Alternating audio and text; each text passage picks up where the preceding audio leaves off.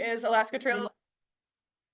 We have Mariyam Medovaya, who is Alaska Trails' Alaska Long Trail Coordinator. She is our in-house expert on all things long trail planning and coordination.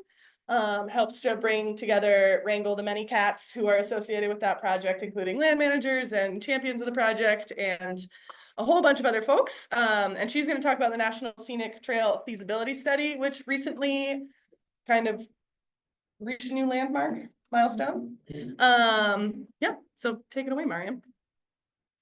Thanks, Haley. You can see it. Thanks, Haley. Yeah, okay.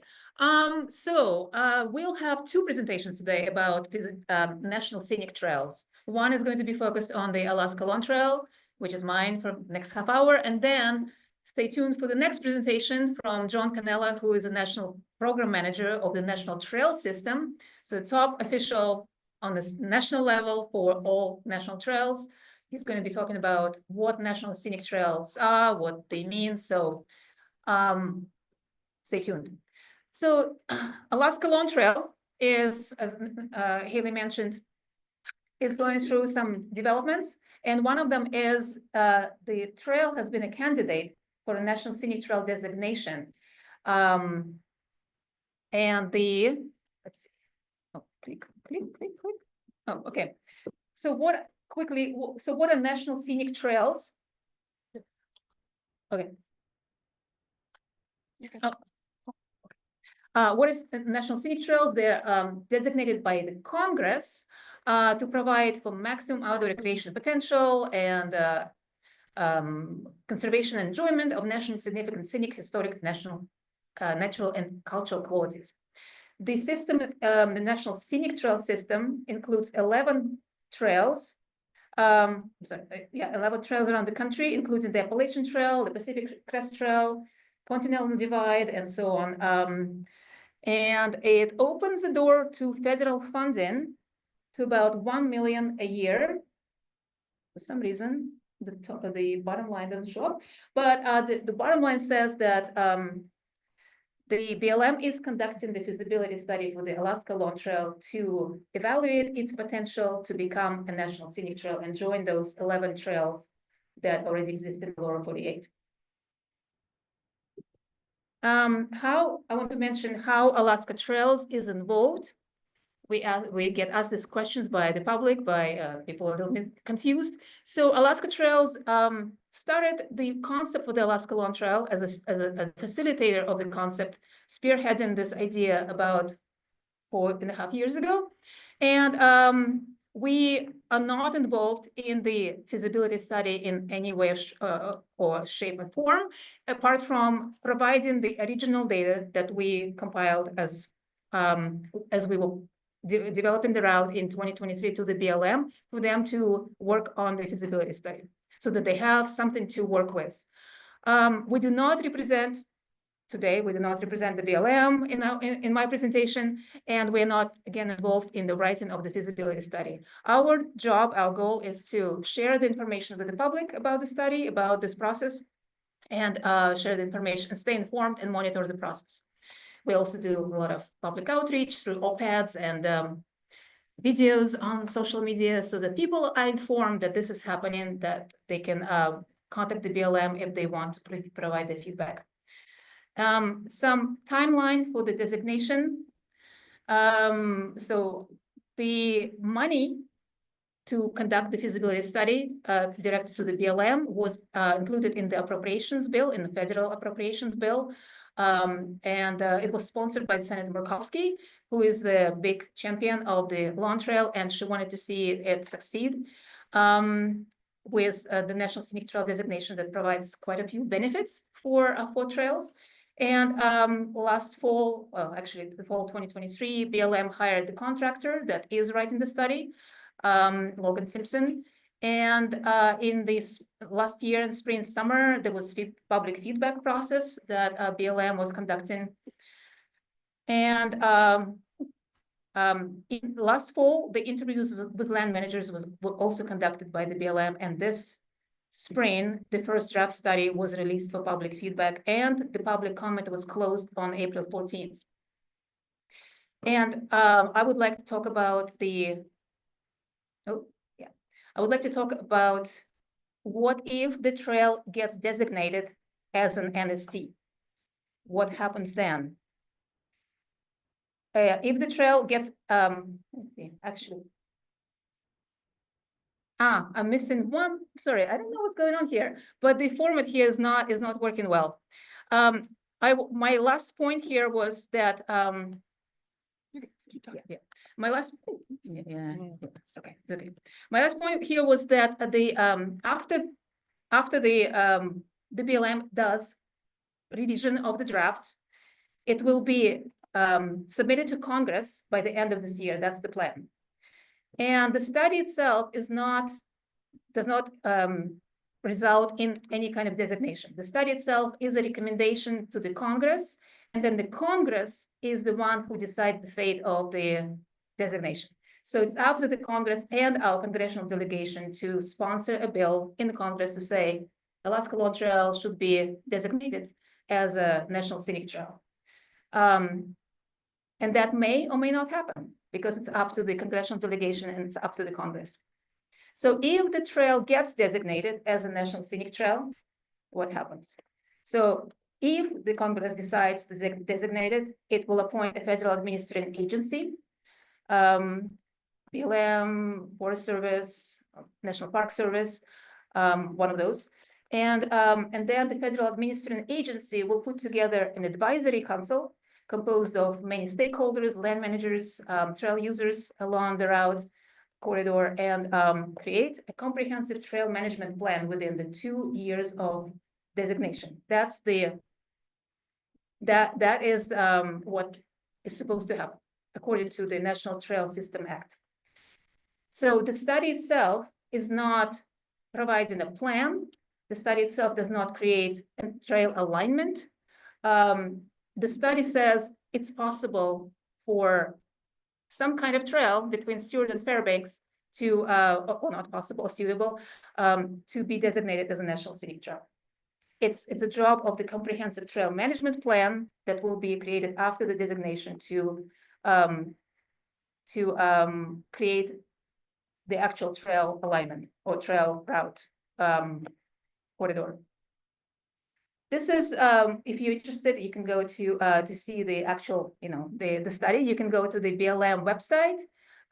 There's comprehensive information about what they have done over the past year, the public feedback process, and of course, the draft of the study.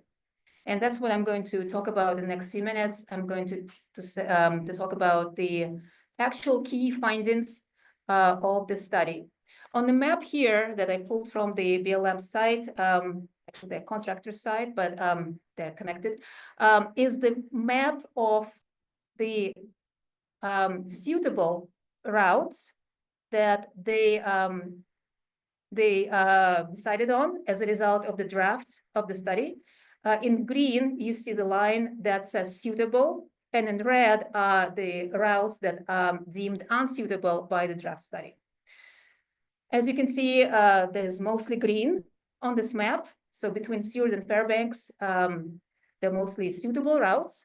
And some routes that we think should be suitable are in red, but I'll talk about it in a few minutes, in a few seconds. Okay, so the study evaluated 9 objectives. You can read through them.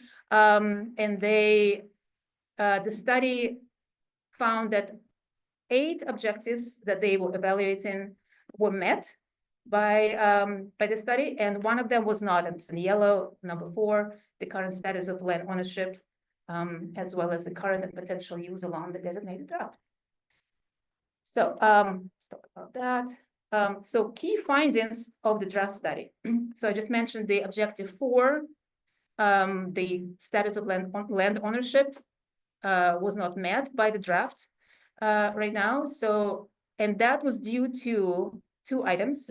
The Matsu-Boro Assembly passed the resolution last year that specifically opposed the designation of the Lawn Trail as an NST on Boro-owned land because of the use restrictions and loss of local control over the trail.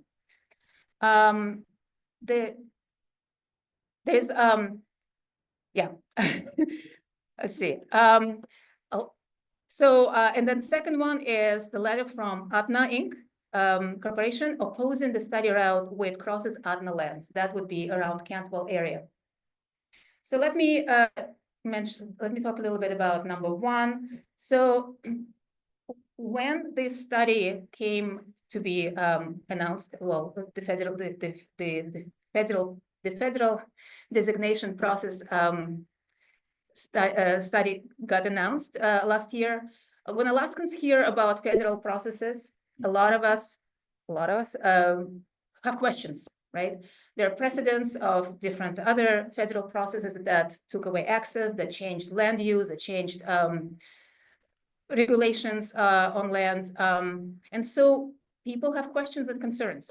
And that the number one, the resolution on this list, number one, the resolution of the Mat-Su Borough Assembly is a reflection of those concerns. Now, the National Scenic Trail designation process is very different than other processes, other federal processes, because it doesn't change the land ownership. And in fact, the study itself, this is the page from this study draft. The study draft actually talks about how the land access and land use and land policies will not be changed with a designation on non-federal lands. On the second item, on the opposition from Atna Inc., we are hoping that Alaska Trails is hoping that the BLM will reach out again to Atna, because from what we understood in past discussions with Atna is that they are opposed of the to the backcountry routes where they cross Atna lands, but they may be be not opposed to routes going through along Parks Highway on separate pathways along Parks Highway through Cantwell and north. All right. So based on Atna's opposition, the draft study found that there's no one suitable end-to-end route between Fairbanks and Seward because of the area that I outlined in the blue circle, and that's the area through Atna lands between Cantwell and Denali National Park. And instead, two suitable end-to-end route networks were identified between Seward and Atna lands near Summit Lake, close to Cantwell, and then further north from Denali Park to Fairbanks. Okay, and as you can see on this map, the routes amid Anchorage Trail, the suitable routes amid Anchorage trails and trails north of Chugach State Park. I mean, sorry, in the northern Chugach State Park, and also in the Talkeetna Mountains. And okay, let's see. There are quite a few concerns also about private lands and possible eminent domain that the federal government could possibly invoke if the trail gets designated. And the study shows that only close to 4 miles of private land will be the route will be included in the suitable routes. And furthermore, the eminent domain or condemnation will not be authorized by Congress. And on private land, the willing owner access agreements would be used if necessary. So basically, only under willing owner clause, the land can be purchased and change ownership. The trail was found to be financially feasible. As you can see, about between $16 million and $35 million is necessary to construct 233 miles of suitable identified gap routes between Seward and Fairbanks. So if you think about construction of highways, that's an extremely low number. So trails are definitely much more cost effective. And in terms of administering agency, U.S. Forest Service was recommended because the route will go through lands administered by the Forest Service.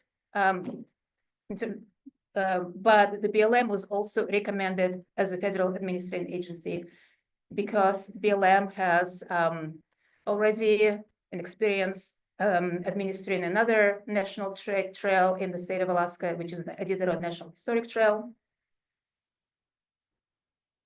And I will mention our key comments from Alaska Trails.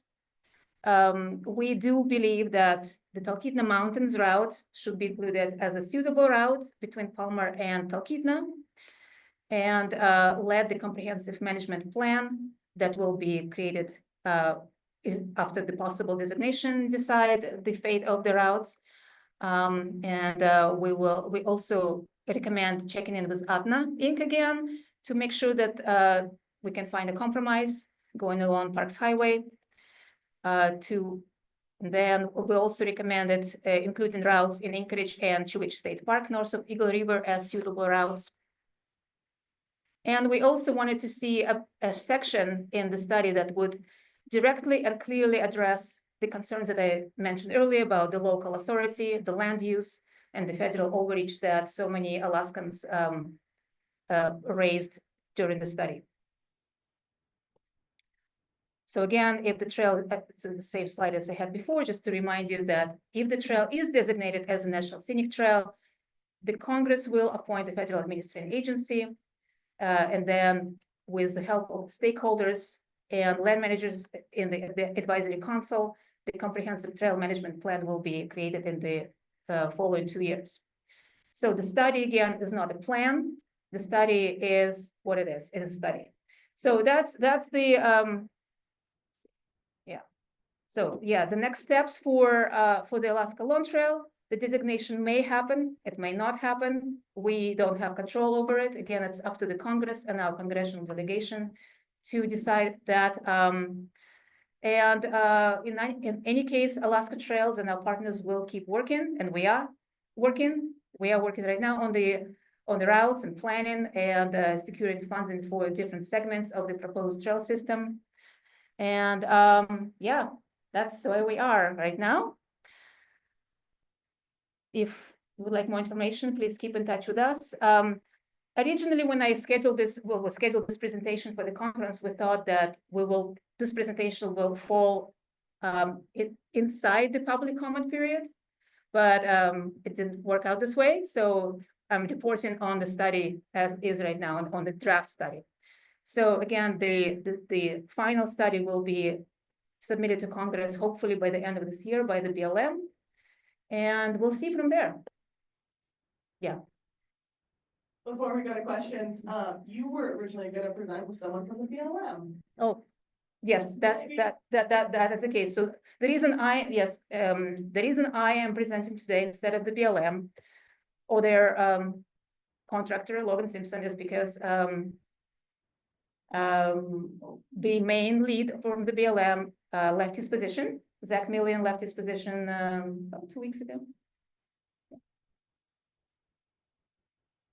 Which, you know, we don't talk about it a lot. The federal agency thing. Yeah. Skirt around it a little bit. Raise your hand if you're in the room and you're a federal employee. Thanks for coming, Will. Thanks for coming, BLM folks.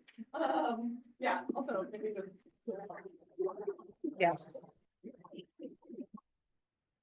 I was chatting casually with some folks. I was at an event on Wednesday that had a lot of federal employees, and the vibe was different. This has been really fun to hang out with people and talk about joyful potential projects and things we're all working on. And Wednesday was grim. But with that being said, we're trying to help the BLM as much as possible with their feasibility study and get them data, as well as other federal land managers that we work with on stuff. It is totally possible that all sorts of federal planning projects that are happening right now and studies could get mothballed, could get deferred, could get canceled. So we're just all people operating within the reality that we're operating within right now. So we're going to try to do a really good job of keeping folks informed about how this project precedes the study and the feasibility designation. And they have set out a timeline that they've done an okay job about like sticking to before the federal staffing changes. But we'll do a good job about communicating to folks like if and when that timeline changes and if and when the outcomes change. But obviously we're all like operating in a world of uncertainty right now if we work with federal partners. So anyway. Yes, yes, great points. Yeah. So if there are any questions, I'm happy to take them. The elephant in the room, that's great. I actually am curious if they've talked to you all or anyone about, now that this public review draft is out, they're going to, public comment is closed, they're gonna make amendments to the draft, post it for final. Is there a time limit that this study can be considered by Congress? Some delay, like what is there? You want to get that? Will you repeat that for the folks? Oh, yeah. Online? So the question was, once the study is submitted to Congress, is there a timeline for when the Congress has to act on that study, make decisions, and so on? Yeah.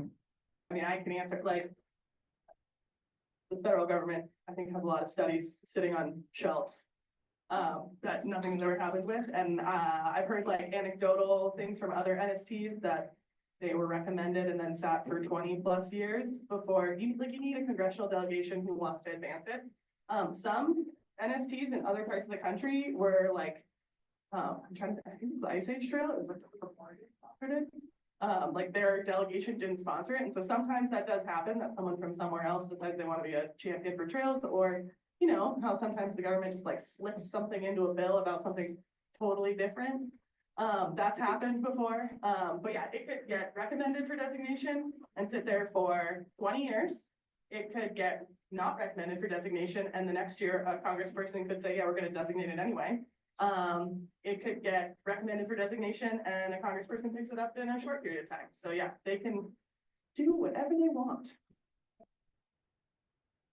No, yeah, not that I know of. Mariyam, do you know of any requirement to update if it sits around for like 15 years? There is no requirement, absolutely none, yes. Yeah, and yeah. So basically, yeah, it's basically up to Congress, as Haley mentioned. It can be not recommended for designation, and the Congress still decides to designate, which has happened with the Pacific Northwest Trail. Yeah, that was specifically not recommended, and then their delegation said, well, we don't really care what you recommended. We want a national scenic trail. And they got one anyway. Question in the back.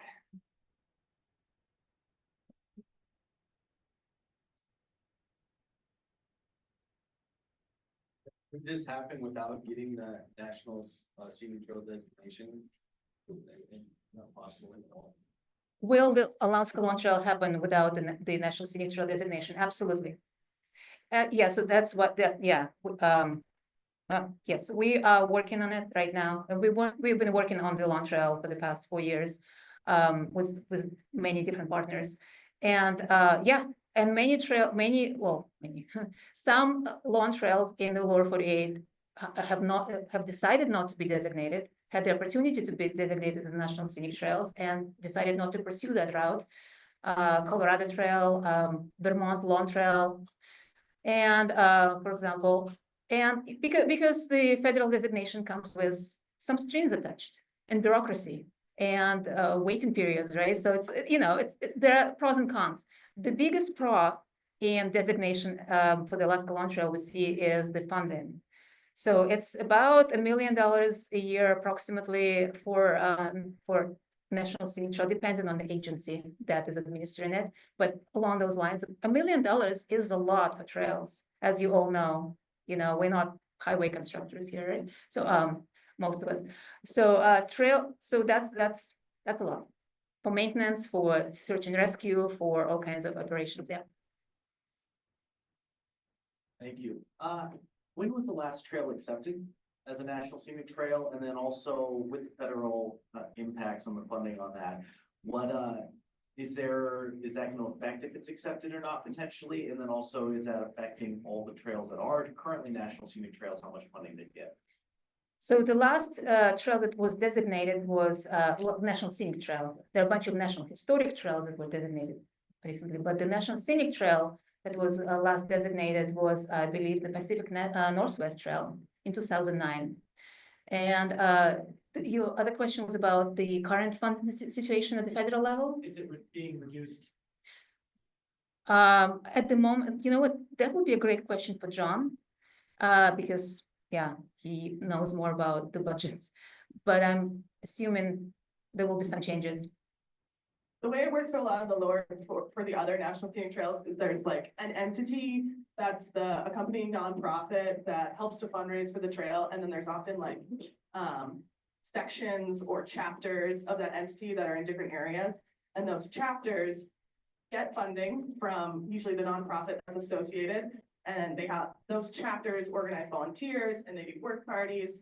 And so that federal funding that the National Scenic Trail gets is important and good. But that often gets like used as the match for a project that a section has decided is really important.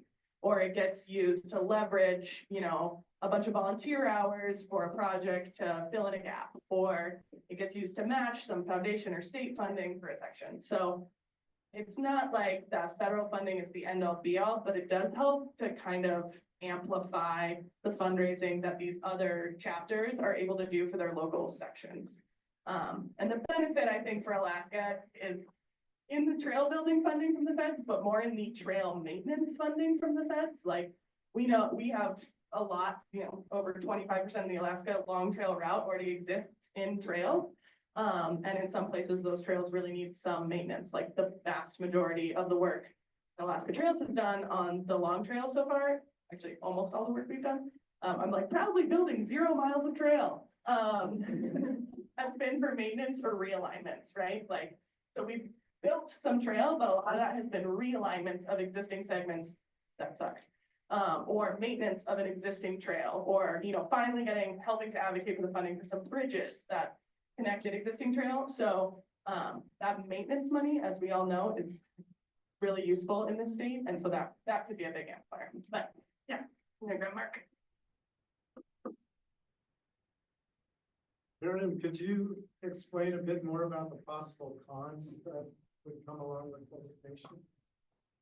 Yeah, again, that would be also a good question for John. Maybe he knows more examples. But as far as I understand, for example, in the example of the Pacific Northwest Trail, they had to wait too many years for their comprehensive trail management plan. It was not 2 years, it was, I think it was close to 9, to put together the comprehensive trail management plan. And before that was in place, they could not really do any work, planning or construction or raising funds for the trail. So that's a big gap, big stop, right? Doesn't mean that we have to also not, you know, stop the work on the trail, but that could be an obstacle. Working with federal government that is slow to react, slow to respond, and yeah, so that is definitely, for me personally, that's the biggest con. Another con, of course, is the public perception, right? So like in Alaska, the public perception of the federal government is, and you know, mostly, well, sorry guys, sorry, but the federal employees in the room and online. So but there are, you know, there are concerns, and so the political environment is something to consider here as well. And most of the concerns that come with the federal designation from the public are concerns about motorized use and whether or not motorized use will be allowed on non-federal lands, and hunting, trapping, mining, all those activities that are currently allowed on state land, will they be removed, right, from possible uses?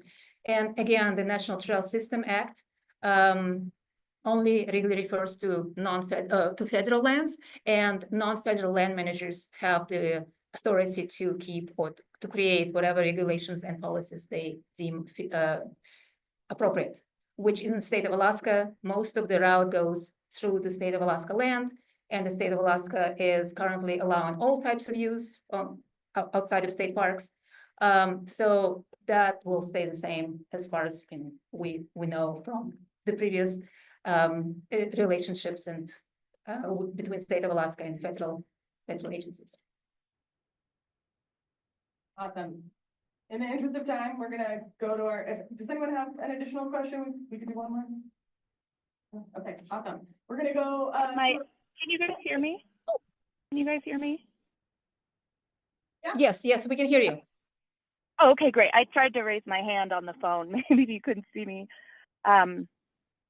Yeah, this is Betsy Oliver from the Iditarod Historic Trail Alliance, and I don't really have a question so much as just a comment to bring people's awareness in the room. The Long Trail feasibility study identifies a route that the whole southern portion is co-located with the Iditarod National Historic Trail. The study kind of, I mean, it mentions this, but it's sort of in passing, but it's not just the portion on the Chugach National Forest, it's also the portion through the Chugach State Park, and depending on how it gets routed through Eagle River and the Mat-Su Borough as well. I've been asking around our national trails coordinating partners, and as far as I can tell, there is no other place in the National Trail system where there's such an extensive co-location. There's places where basically trails kind of cross each other and are co-located for a mile or so. So that's new, that's different than how things have been done before. It's not necessarily a barrier, but also both of those trails will have separate comprehensive management plans. And so, of course, there'd be a need to make sure those plans for those overlapping sections ideally are in alignment with each other. But also the Iditarod National Historic Trails Comprehensive Management Plan is currently starting its revision process. It hasn't been revised since 1986. So for folks who have a vested interest in that southern portion of the trail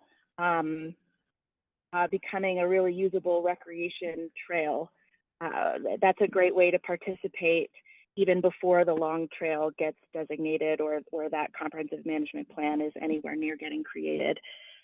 That's all I've got. Thanks. thanks, All right. Betsy. Yeah, thanks, Betsy. All right, do we have about 10 minutes? We'll take a break till. Yeah. And then we'll hear from John. Thanks, folks.